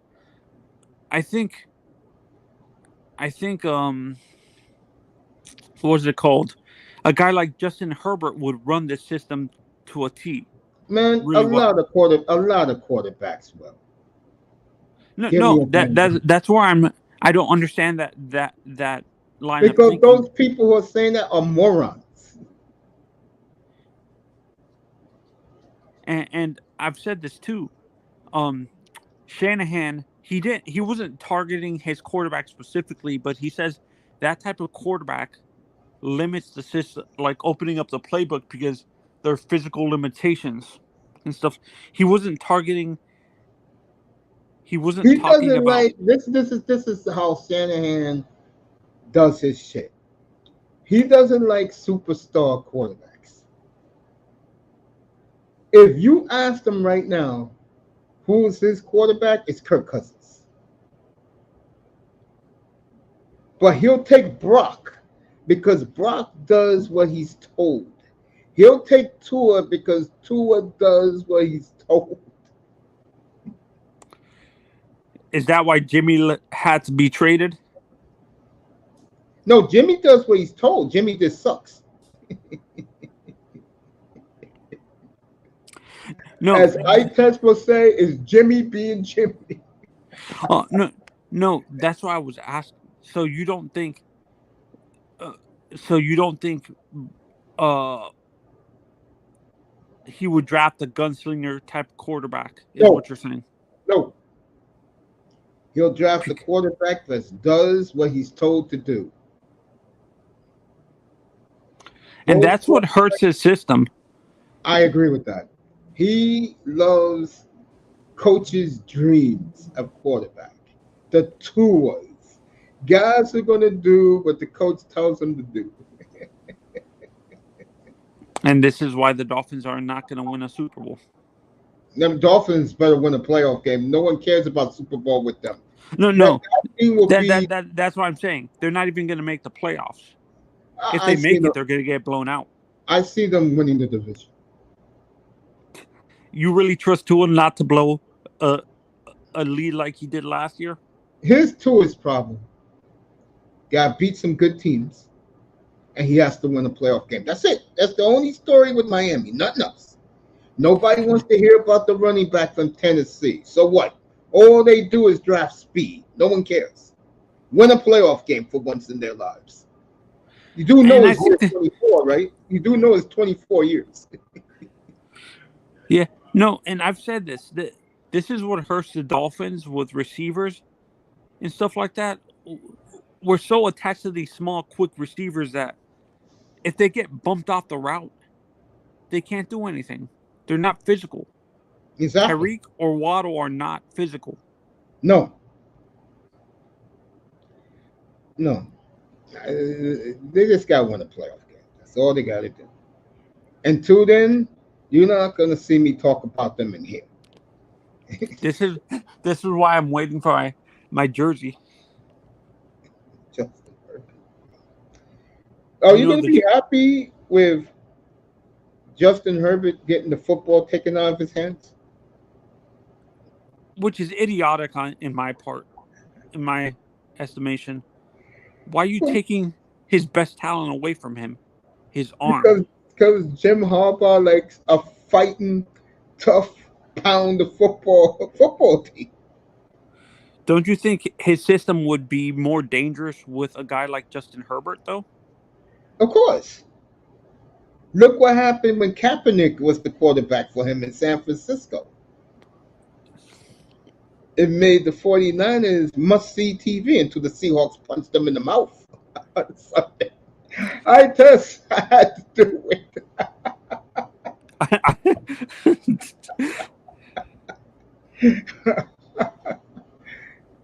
True story. And you brought up Seattle earlier, that you don't like the fact that the new coach is not showing the talking about the history. Yeah, I think that's a bad move. Jimmy did that in Miami. It backfired on him. No, I understand Jimmy did it, but to be honest, I'm not saying it's a good idea, but I can see where he's coming from. Maybe seeing that history maybe puts pressure on these young kids to perform right away instead of developing correctly and stuff like that. Seattle's too good. I like that corner they have. Yeah, I know you're talking. I forgot my man's name. Woolen. Tyreek Woolen. Yeah, Woolen and the other kid they drafted a couple of years ago. Seattle, folks, is the biggest. I see a lot of Brandon Browner in him. Wooler. Yeah. Seattle. Richard Sherman, my mistake. I see a lot of Richard Sherman in him. No, the other kid is like Richard Sherman, the kid they took 2 years ago in the draft. I see a lot. Seattle, folks, is the biggest enigma in the NFL. Nobody knows. Them and the Jaguars, nobody knows. Nobody knows where these two teams are. I told you about Trevor Lawrence last week, pissed off that everybody's talking about C.J. Stroud in that division. Everybody's talking about Anthony Richardson. I don't blame him for Anthony Richardson. Okay? Because no one's really seen him play. Levis, yeah. Folks, I'm going to give you another 14 minutes and then I'm out. And then I'll be back tomorrow night with the Dolphins tomorrow night. Let me finish this up. I'll give you another 15. Let me go back to the NFL and let's look at. I was doing the Jets before. We're not doing New England. Let's check out Miami today. Let's see if what's going on with Tua because they opened up training camp. Let's see. All right, this will make Mr. Miami happy. Manny Agba is back with the Dolphins.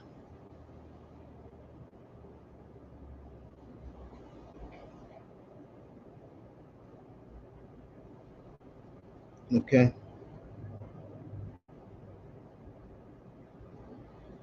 Manny Agba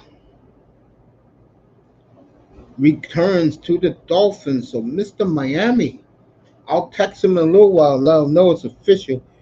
The 8 starting quarterbacks, led by Tua and Dak Prescott, who's under the most pressure, according to Fox.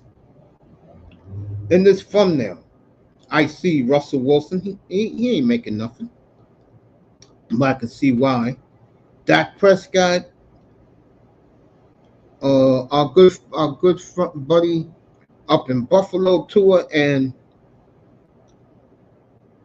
Bryce Young. Interesting. Really, Bryce Young? He just started. Oh, I know, the C.J. Stroud hype. C.J. Stroud hype. Let's see what the 8 quarterbacks are.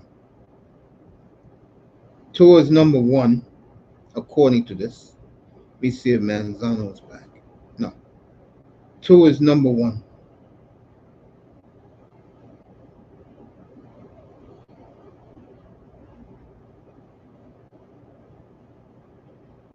Prescott's number 2. Bryce Young is number 3. Kirk Cousins is number 4. No, Atlanta's losers. Daniel Jones is a wash. I mean, no one's thinking about him. Russell Wilson's getting 39 for the Broncos. He doesn't play for them. Okay. Josh Allen is 7. Aaron Rodgers, there's some pressure, but, Aaron's Aaron.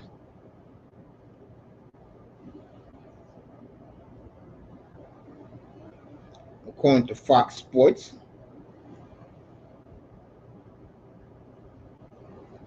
So Manny Agba back with the Dolphins.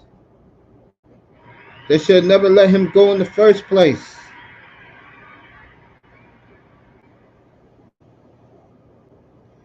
Getting 1 year, $5 million.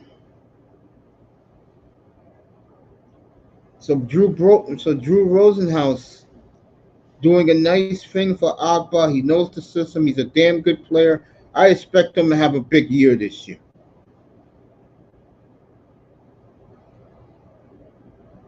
I expect Agba to have a big year this year. So congratulations to Manny Agba. 91 is back with the family. Good to see Manny back. I like Agba a lot. I like Manny Agba. Mr. Miami, that's his favorite Dolphin.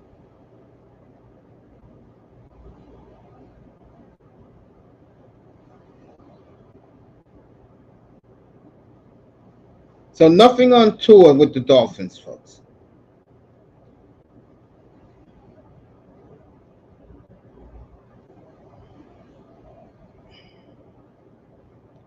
NFL talking 18 games.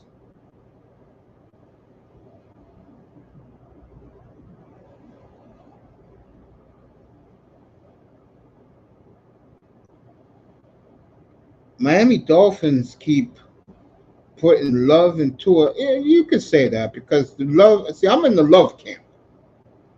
As a Dolphin fan, I'm in the love camp. I'm sorry. Love is my guy.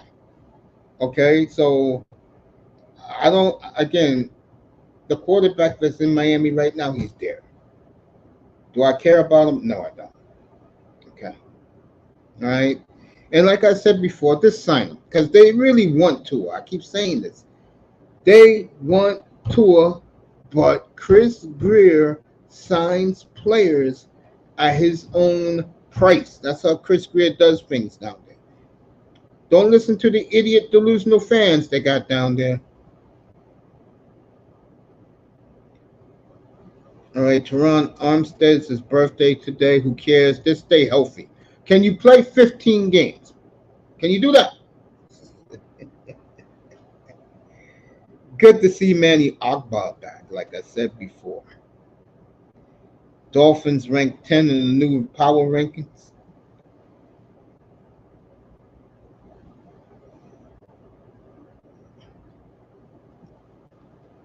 Jalen Ramsey ranks 8 in defensive players in the league. I would agree with that.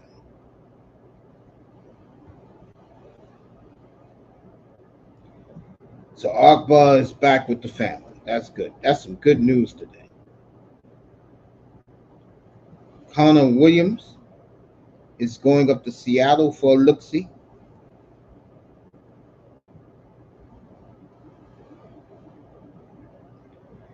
Good that Akbar is back. I mean that sincere. I like Man. Man's good plays, good Dolphin. So no word on Tua this morning for you Dolphin fans. I know Love is going to wait till Tua signs. And if you're Ryan Williams, bro, get your boy signed because Love ain't signing. You know you and Mailata don't like each other. Okay? And Mailata is the man, folks. He's the man. So get your boy signed, make your fans happy down in Miami, and then I would prefer Jordan Love play that, if you ask me. I would prefer he plays that.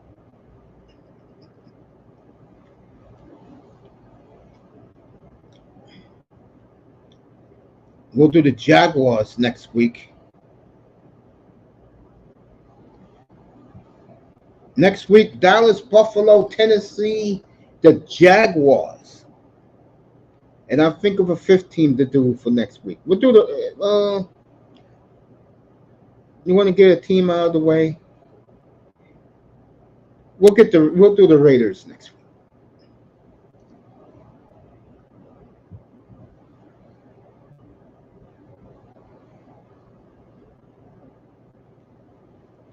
Athletic is reported Love will be the highest paid quarterback. If I'm Love, I play it out.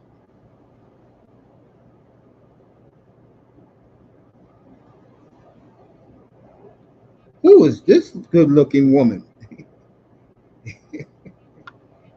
Oh, yeah.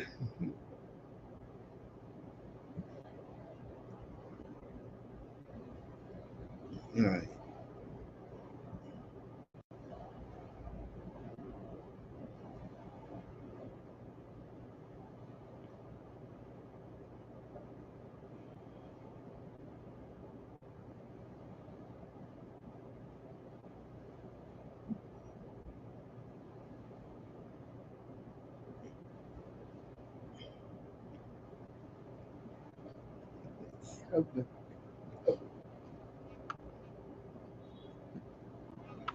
Okay. I'm laughing because a lot of people hate the Packers because nobody knows their receivers like I do. So I'm getting ready to wrap up the morning show.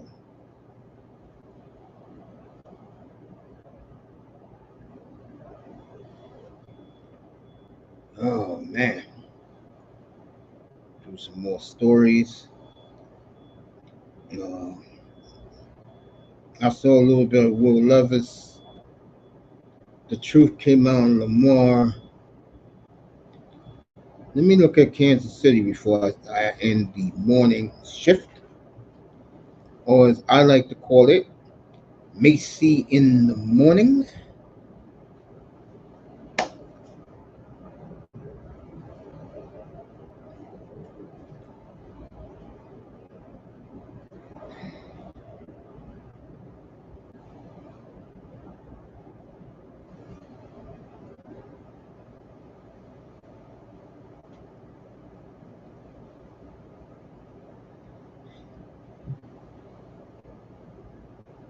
What happened to Worthy? Whoa. The NFL is talking 18 games right now. I think they're having the meetings right now, I believe.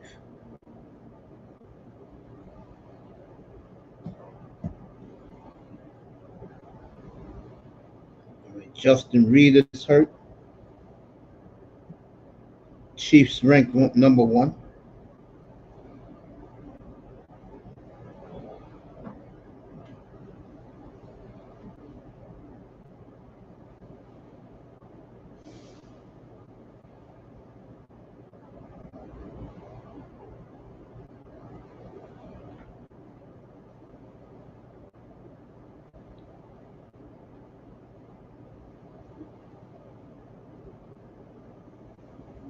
So Mahomes looking spectacular as always. That's why you have a great quarterback like Patrick Mahomes. So I'm gonna set up tomorrow's show, which will be the Dolphins tomorrow night. That should be fun.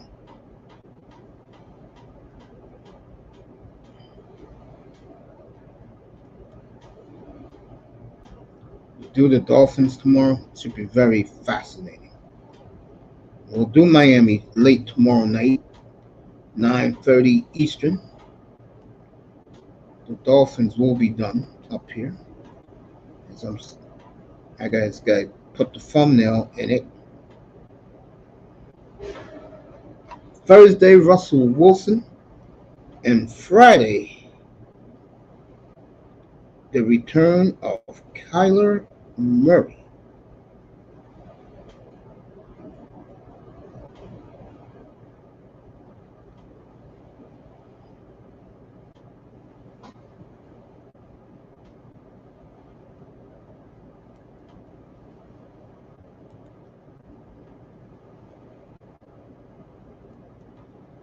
So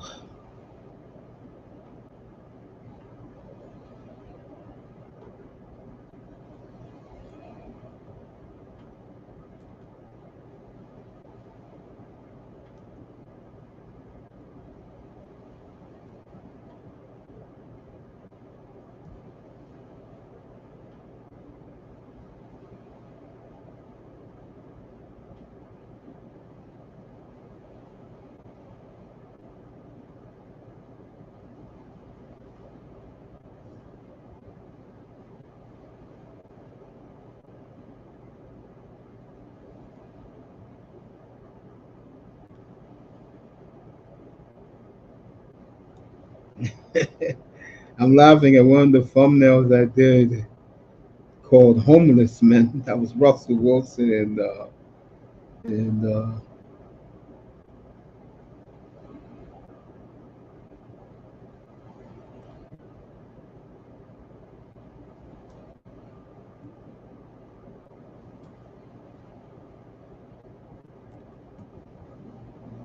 as I'm loading up the thumbnail for tomorrow night's show.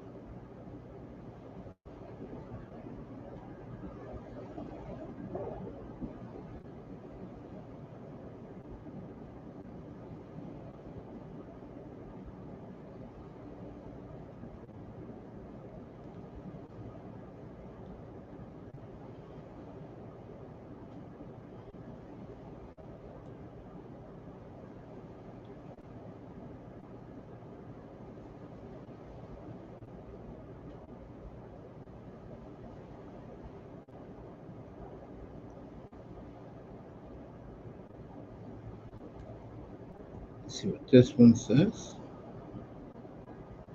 Okay.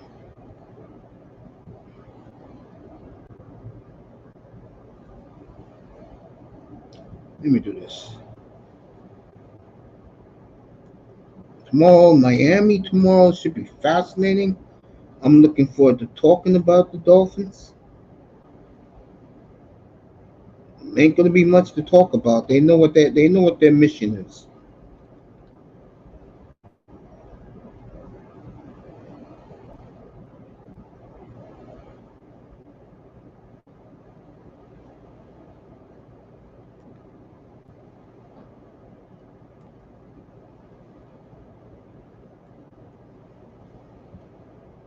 Not that hard to do, folks. I mean, just got to do one simple thing. Win a playoff game. We'll talk about that tomorrow night.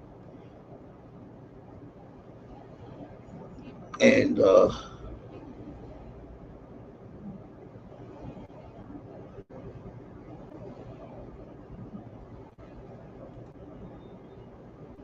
I'm excited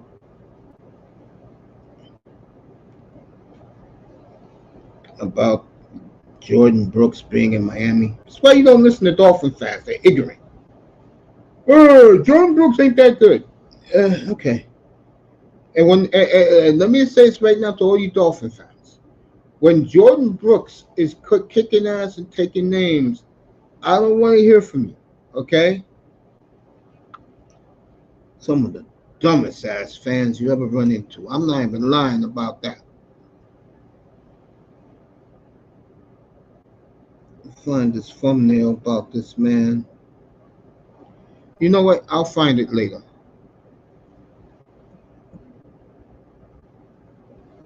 Let me get out of here.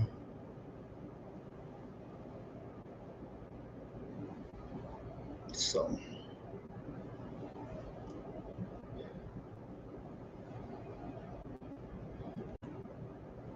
yeah, we're done. Appreciate you guys watching. Appreciate you guys coming through. Tomorrow night, 9:30 Eastern, Chris Greer. The tremendous job he's done in Miami. The problem is the players got to get it done. He got you the players, win. That's it. I don't want to hear these Dolphin fans talking about Super Bowl, AFC Championship game, Pete being Pete, talking stupid shit. Patrick Mahomes is the system. Really? So if it's the system, Pete, if it's the system, how come he's won back-to-back Super Bowls with no number one, number two receivers out there on the field, other than Kelsey? Can you explain that to me, please, Pete? Some guy, and you wonder why, and folks, you wonder why I don't pay attention to the Dolphin fans. They say some of the dumbest shit. This is the same Pete who said 5 number ones to the Chargers for Justin Herbert. Manzano admit he believed it, and he was wrong. And then the other one was they were going to trade for J.J. McCarthy. He also came up here and said that Dak Prescott was the best quarterback in the NFC, which he's not. Okay? Which he's not. Okay? So we'll see you tomorrow night, 9:30 Eastern Time. Have a great day, everybody. Appreciate you.